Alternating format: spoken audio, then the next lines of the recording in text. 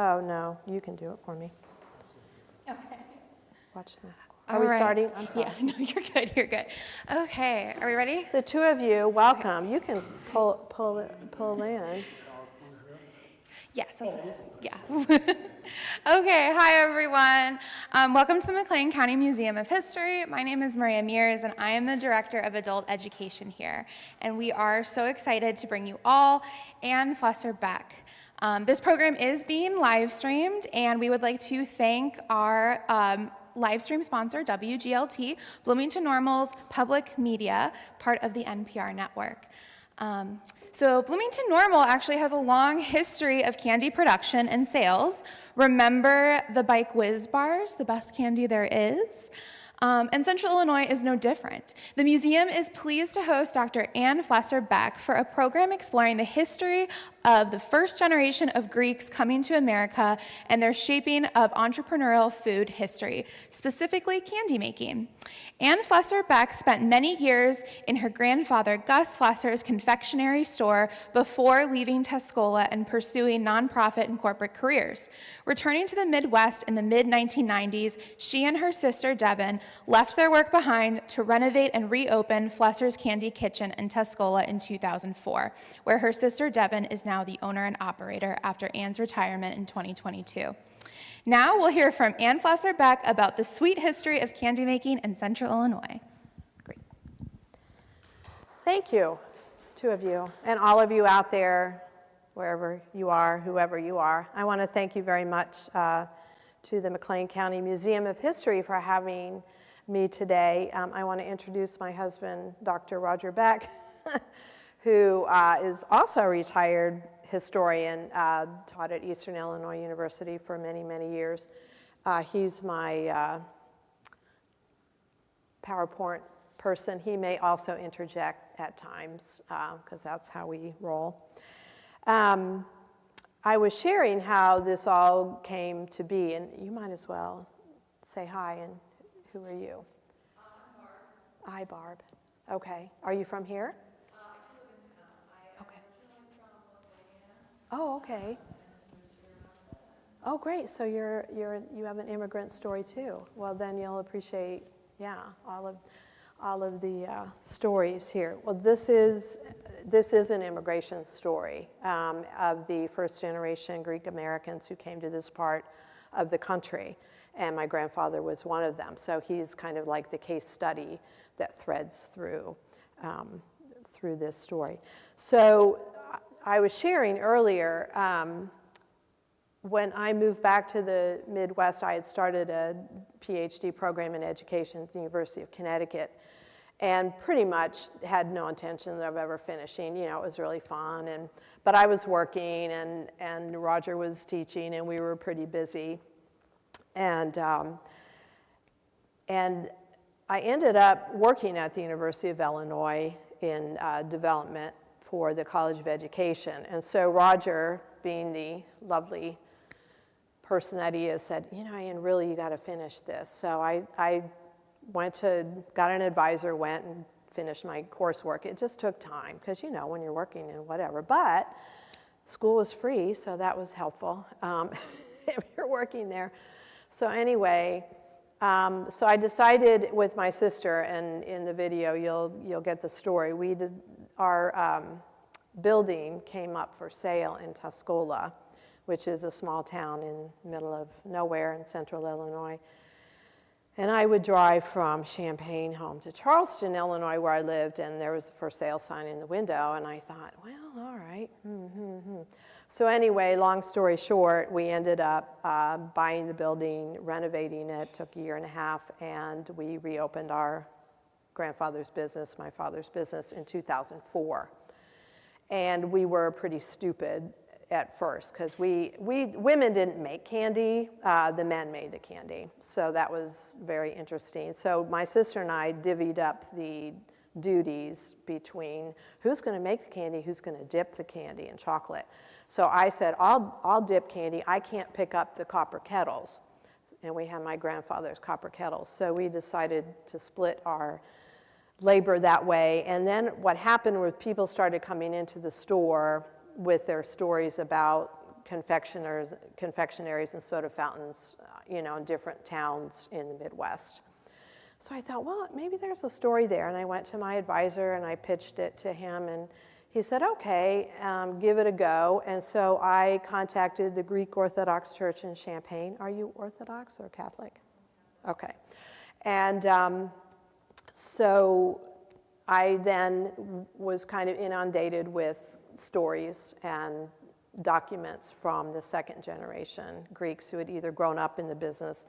Some were still in the food business, but a lot of them just had archival information. And so they reverently, and that's the word I will use, brought me their papers and said, thank you so much for writing the story. So I wrote my dissertation on the Greek immigration experience in Central Illinois, which I will share with you, and very happy and humbled about it. And I'm so delighted to be able to share this, and that this is a rural history. A lot of the immigrant stories are urban, but there is not much, if anything, written on the rural towns where a Greek family would come. In our town, we had a Jewish family, an Italian family, and the Flesors, the Greek family. So we were the outsiders, even though we were white, and that's a whole different topic. But it was an interesting experience to go through. And so I, unfortunately, did not talk to my grandfather growing up about his experiences at all, partly because he was so old and he scared me because he would yell and spoke in Greek quite a bit, and I didn't speak Greek because my mother was not Greek. But I didn't really sit down with him and ask him, well, what was your story? So after he died, I had to kind of piece it together, which I did. So I, again, very humbled about all of these folks who came to a new country, didn't speak the language, usually had a 4th grade education, and came and opened up a business, and my grandfather was very successful, despite some of the resistance that he got. Okay, so that's how it all got started. We are going to show a video.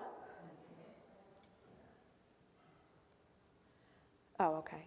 This was just on a few weeks ago on WILL, Champaign-Urbana, and this is such a great piece. Okay. Can you hear? This is our store.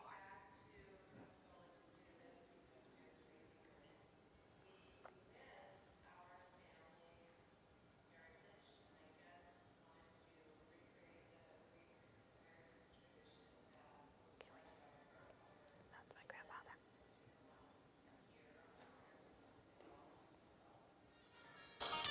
There you go. Oh, yay. My grandfather and 2 other fellows, both of them not too long off the boat, were here in Tuscola. It was Mr. Becky, Mr. Briner, and my grandfather.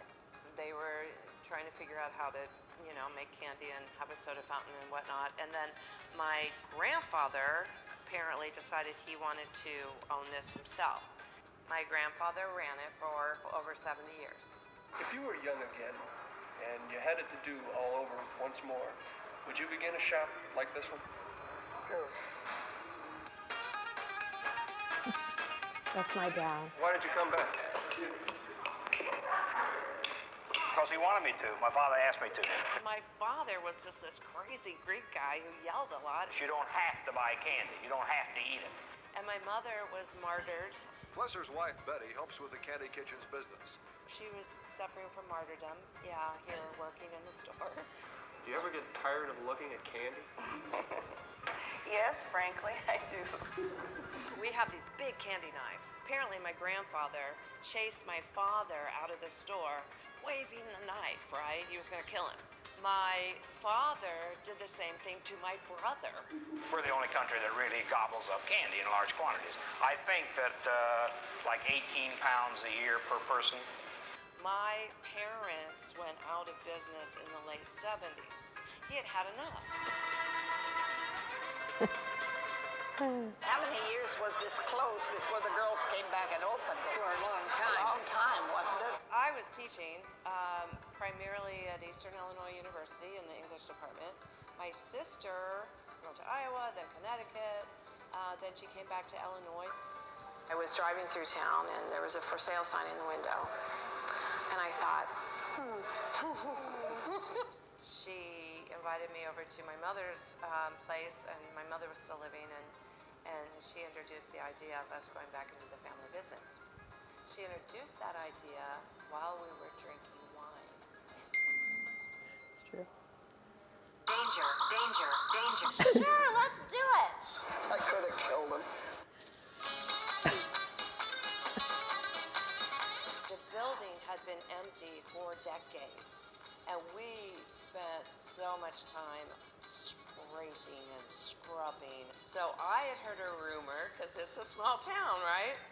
I had heard a rumor that our antiques were still in storage. So I called the guy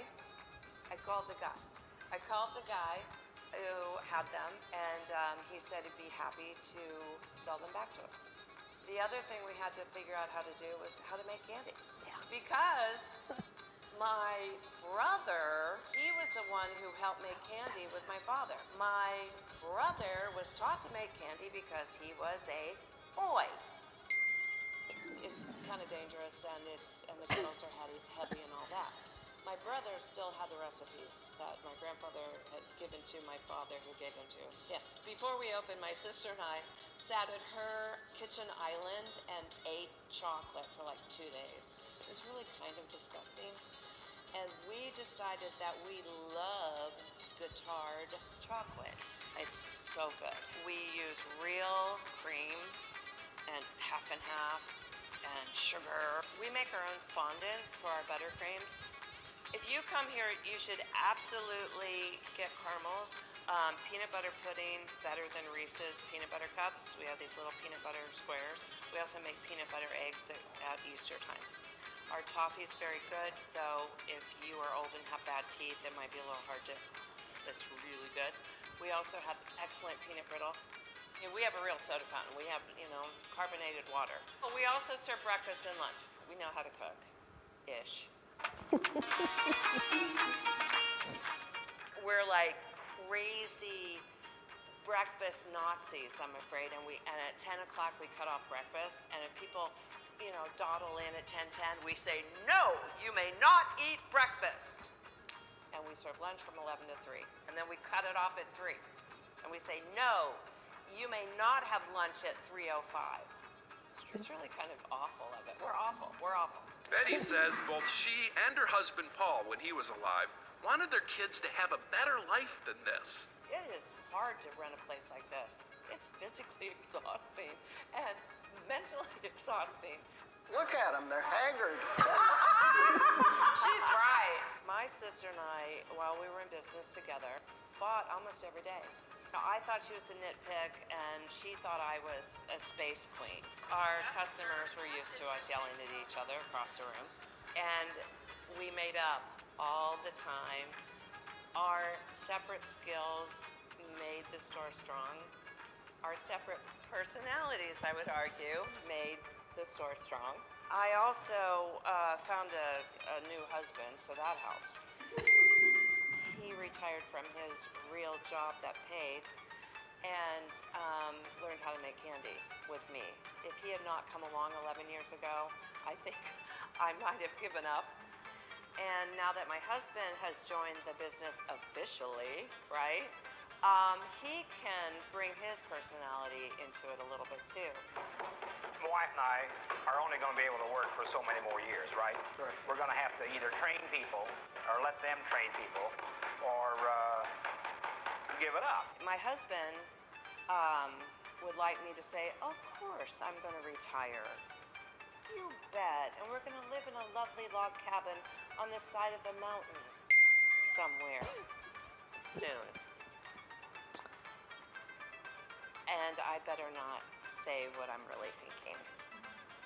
I don't know. I like working. Is that Weird? That is weird, you know. We can't make candy for the whole world. Impossible. We're a little one-horse operation. But we can serve a lot of people, and we do. By the way, we are haunted. The That's building. an aside. There are other people here. Yay, Devin. Well, that gives you a great kind of story about the Greeks. Okay, do you have the clicker thing? Okay. As I mentioned, my grandfather is the kind of case story that runs through, and the film that you saw are the only kind of film we have of my grandfather, so, which is very important. And that was from the 1973, I want to say. I was there that day. I had to be out of school to be there to help my dad. And they filmed all day. One guy sat at the soda fountain and had 3 banana splits.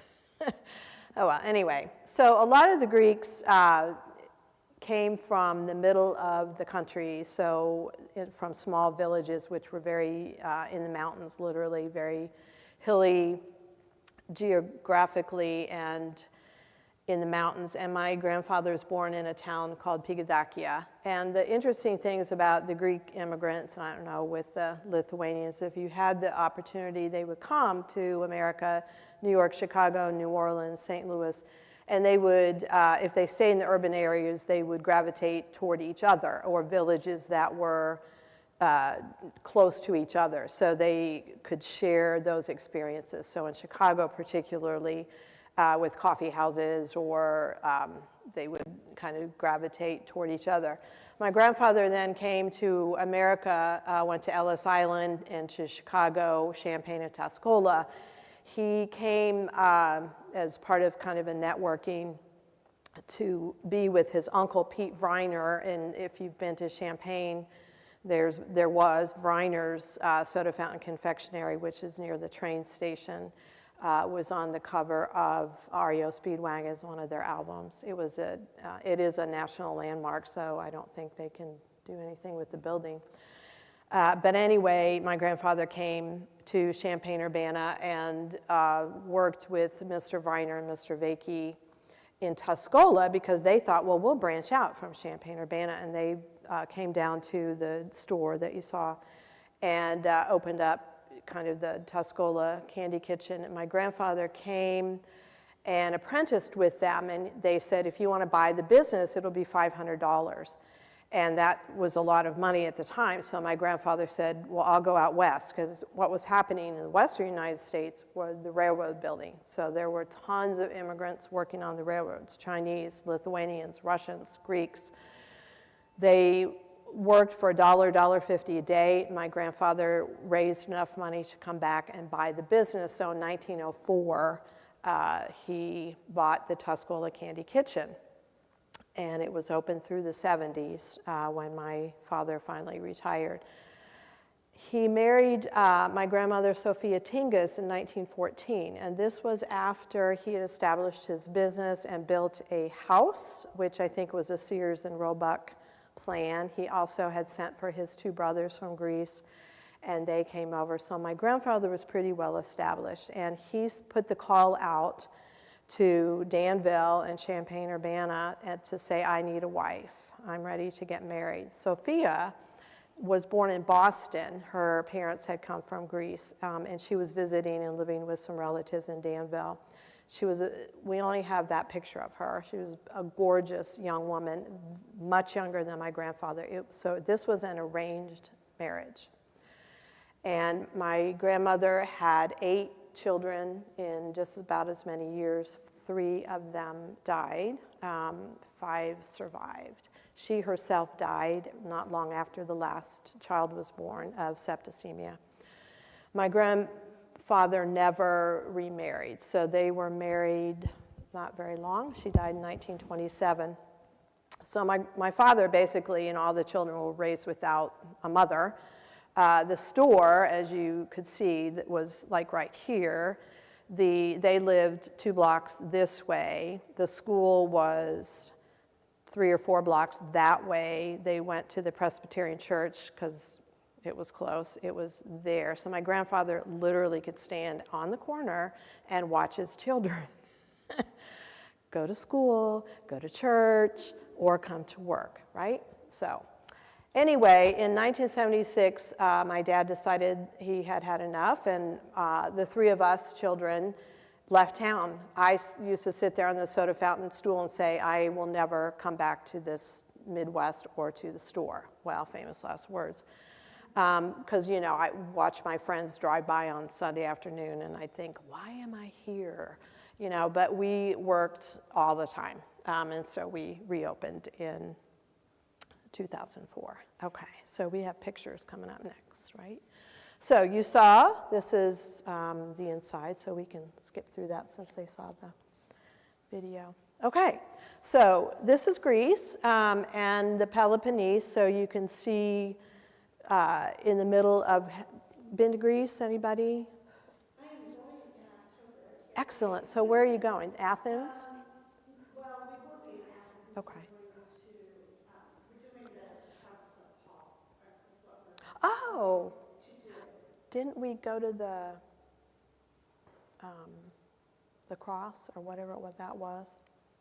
St. Paul? You don't remember? Okay.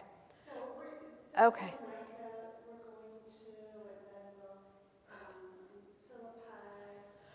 Okay. We were just looking at the itinerary yesterday. We end up in Athens, and we're going to see Oh, well, Santorini, yeah. You'll love it. So it's like a 12-day trip. Oh, excellent. Go to the museums in Athens. They're amazing. They are some of the best in the world. Yeah. Okay, so the Greeks came primarily from this part of Greece. So you're thinking, well, how did that happen? You know, and I used to get asked the question all the time, well, did your grandfather make candy in Greece? No. They were farmers. They were subsistence farmers. They barely could make a living. And these are tiny, tiny little towns. You know, they're very self-contained. They'd have a coffee house. They might have a church. They grew olives. When France's wine crop was decimated, they grew currants for France at the displacement of their olive trees. And then France wine industry came back, so here are the Greeks without their olives. They might have a cow. You know, there just wasn't a lot going on. And so at the same time, Greece as a country had been through lots of chaos and conflict, wars. So the country was bankrupt, and they haven't really recovered. I mean, and this has been hundreds of years.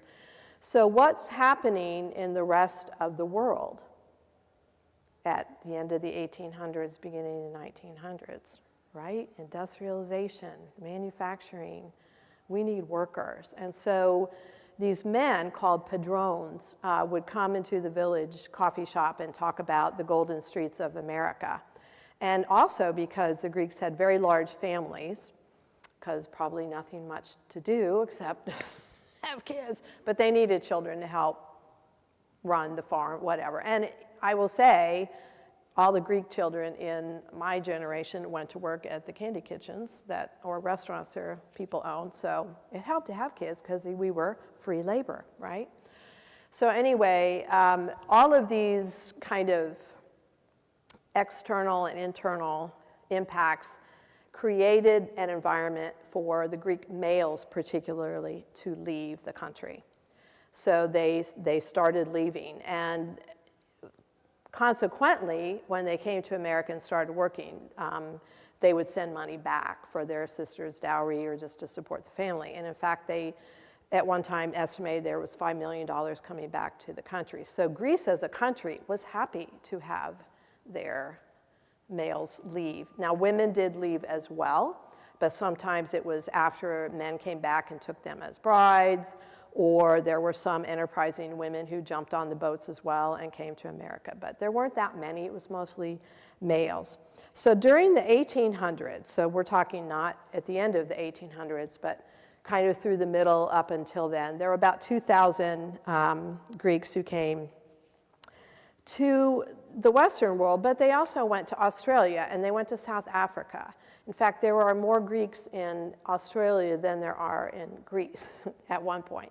We were in Cape Town, and a lot of Greeks in Cape Town, you know, so it was very interesting to see it wasn't just America, which was kind of fun.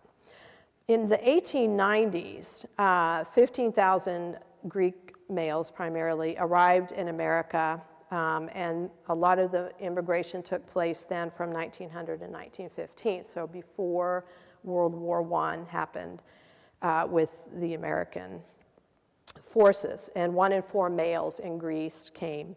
Between 1908 and 1930, over 365,000 came, and they went, as I said earlier, to New York, New Orleans, Chicago, St. Louis. The Greek historian Theodore Salutos, though, estimated about 40% returned to Greece. I don't know if that's been...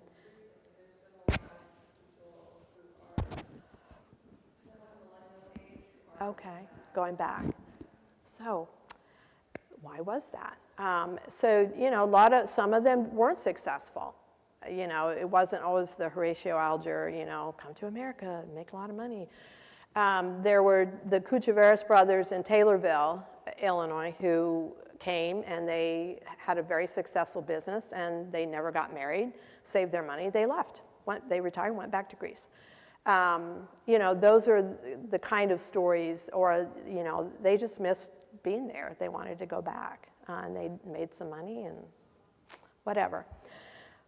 There was some intermarriage, though, too. So if a Greek man married a non-Greek woman, usually they would stay, which became a big source of tension for the Greek Orthodox Church, but that's another story. So the males went primarily to the urban areas, and then, as my grandfather did, jumped on a train, and you can, here we go. So that's what the villages would look like.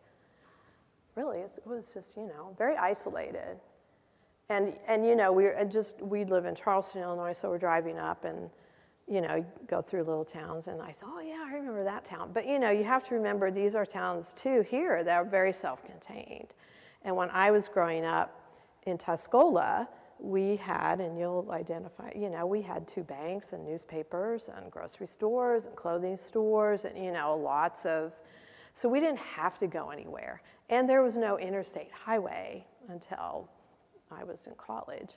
And you could take the train to Chicago, but that was written up in the newspaper as a big event in my